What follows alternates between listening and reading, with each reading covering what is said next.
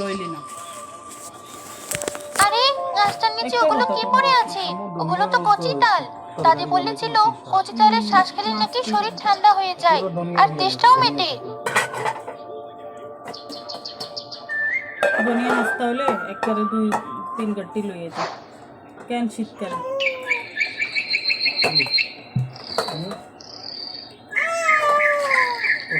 আমি তো বারবার আরে দিয়ে লোকে ফিরে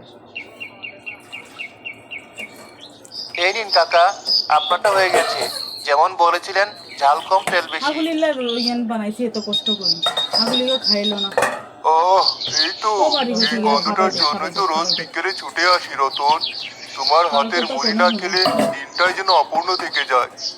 সৃষ্টিকর্তা তোমার হাতে জাদু দিয়েছেন। জাদুটা তো কিছু না কাকা, সবই আপনাদের ভালোবাসা আর সৃষ্টিকর্তার দয়া।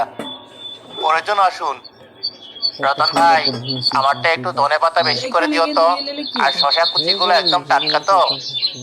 আরে পারভেজ ভাই, এটা করতে আমার হবে, দোকানে আগুলি বাসি আমার জিনিস কাছে দেখেছো আছে কোনোদিন? নাকি? আগুলি এই তো আগে আধ ঘন্টা আগে জমি থেকে কইছে না, তুলে আনা তোরা শশা গিয়ে কেটেছি। খাওয়াই দিবালে, তোর বাবা একদম কোনো কচি, ফিকিরই নেই, কোনো জলের চিন্তা মতো। করবা এখানকে লাগিয়ে চিন্তা দিছে। করো না, তোমার মুড়িতে ধনেপাতার বাগান বানিয়ে দেবো।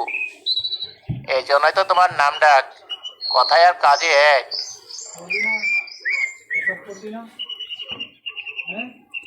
ও রতন ভাই, আর কতক্ষণ? আমার ট্রেন ধরার তাড়া আছে। তোমার মুড়িটা নিয়ে গেলে বাড়ির বউ যে মুখ ভার করে থাকবে।